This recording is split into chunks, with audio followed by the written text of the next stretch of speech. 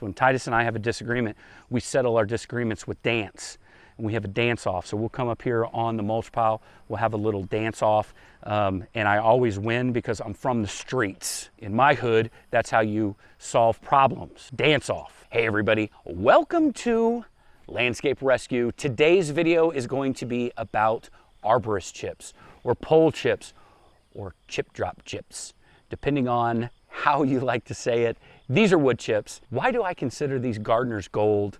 What is the difference between this and maybe bulk mulches that you can get at independently owned garden centers, bagged mulches we can get at big box stores? Let's get into it. Let's figure it out. One thing we need to first start and say, how do you get them, right? Let's talk about that for a second. Any place that has ball and burlap trees, for the most part, I can't say they don't have a big pile of arborist chips somewhere on the property because they need them to heal in the trees. Depending on this part of the country, I can't imagine why they don't use this. Arborists need a place to dump these chips. It's the byproduct of what they did that actually makes them money, which is tree work. What will end up happening is maybe somebody in your neighborhood, and I'm just going to give you some options here.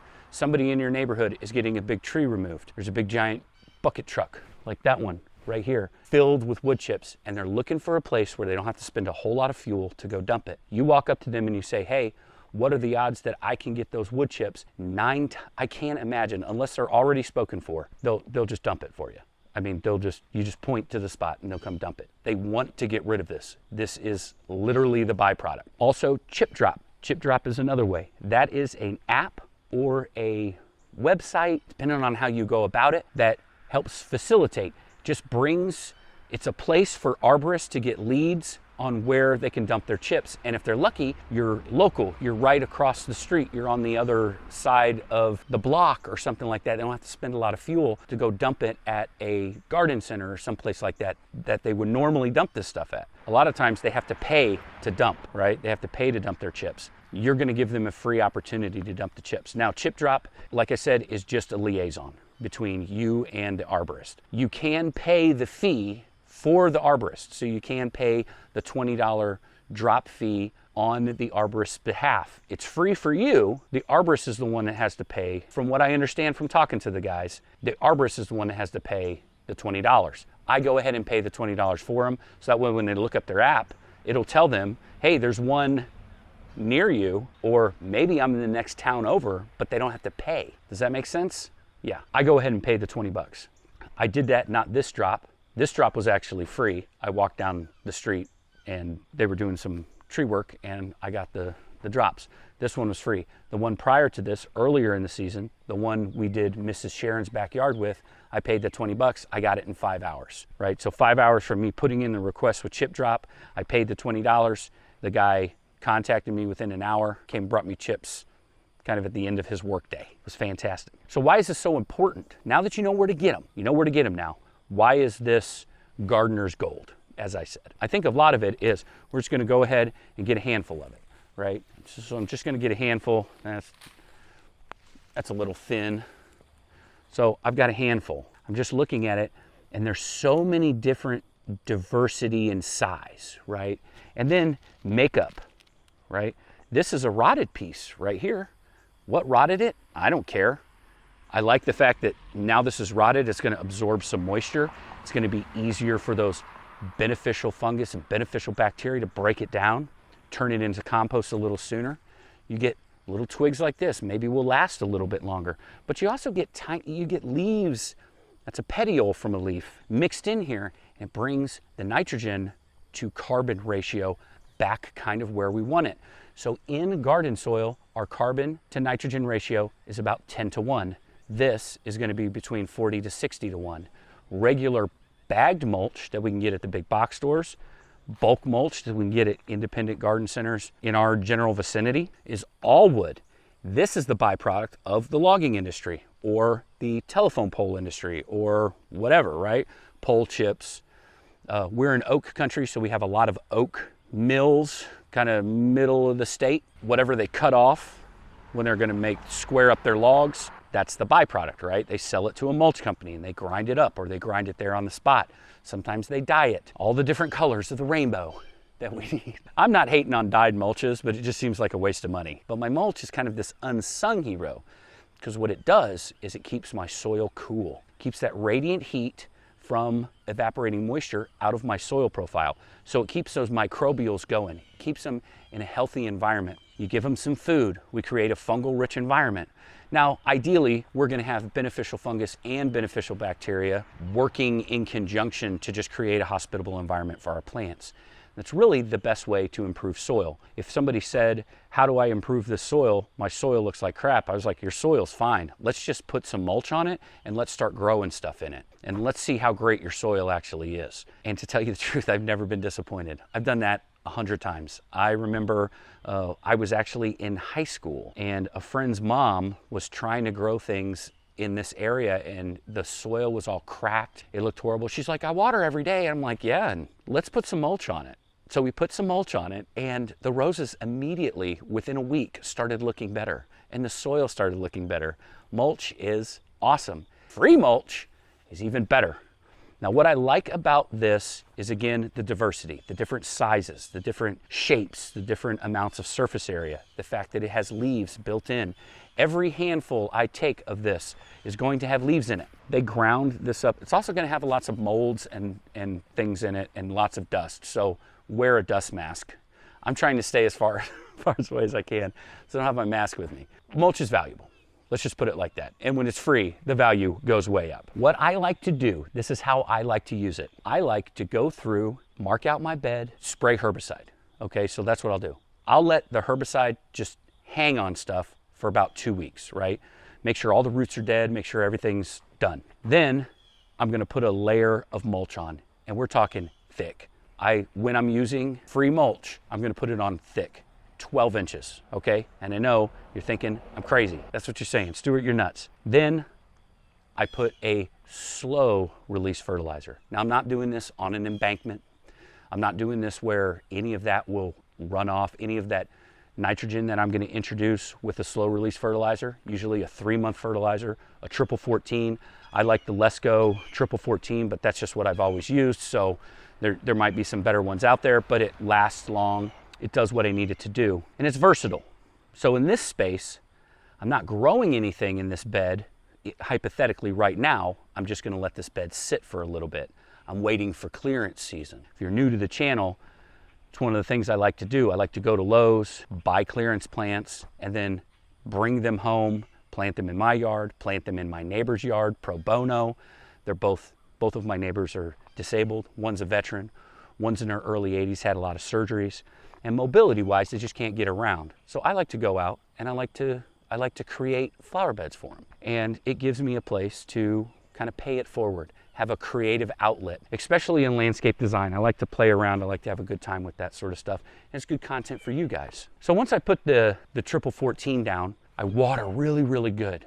I water for probably 30 minutes. Maybe I'll set up a hillbilly irrigation system or something to where I can just plug up the hose, set an analog timer on, and just let it kind of mist this area and give it a really good start. Moisture is really important. Now, you might be asking yourself, well, if I've got a 40 to 60 or 40 to 60 to 1 ratio, it's gonna break down very fast, comparatively speaking, to 400 to 1. And you're right, it does. And that's important to me. I like the fact that it's gonna do that. The reason I say that is because I like the turnover. I want to create a hospitable environment for plants, just like I said earlier, but I also want that turnover. I'm young enough that I can come out here twice a year, once a year, put a thick layer of mulch, keep the weeds down so it's mitigating my maintenance, but it's also turning into compost. After about 3 years of doing this, guys, you are not going to be disappointed with what your soil looks like. The reason I say 3 years is a time frame, probably happens a little sooner than that, but what I've noticed is around the 3-year mark, my bed is pretty dialed in, and now I can start separating perennials and moving them to other projects. So around the 3-year mark on a new bed is when I'm separating stuff and I'm taking a look at the soil, right? I'm digging stuff up. It's dark. It's dark chocolate. Let's just say that it really does work, and it's hands-free. You don't have to do anything at that. Like maybe every 3 months you want to go down, you want to throw down some more triple 14, go for it. I usually do it once and then that gets the ball rolling. And you know, usually by that time, you know, June is rolling around and now I'm starting to plant in it. And when I plant new plants, I use 2-year fertilizer tablets by Agriform. And there is a link in the description to those. If nothing else, you just want to see what I'm talking about, you can go to that link. I like the turnover, and this facilitates the turnover. It's very good at turning over and creating just a fantastic environment, a nice, cool environment for that microbial life to live in. Here's some things that you'll probably read on Reddit, because I go to Reddit for just entertainment value and for like ideas like what is the general population hearing about this problem or that problem in relation to plants. I don't use Reddit for facts. I feel like if somebody leaves a plant question, there's someone somewhere that calls every village idiot in the United States and lets them know that there's a plant question, okay? I can be wrong. I know not everyone is as dumb as a box of rocks, but it seems like people on Reddit are. So let's just put it like that. At least in the landscaping space, I don't see a whole lot of geniuses in there. No one's a rocket science in there, okay?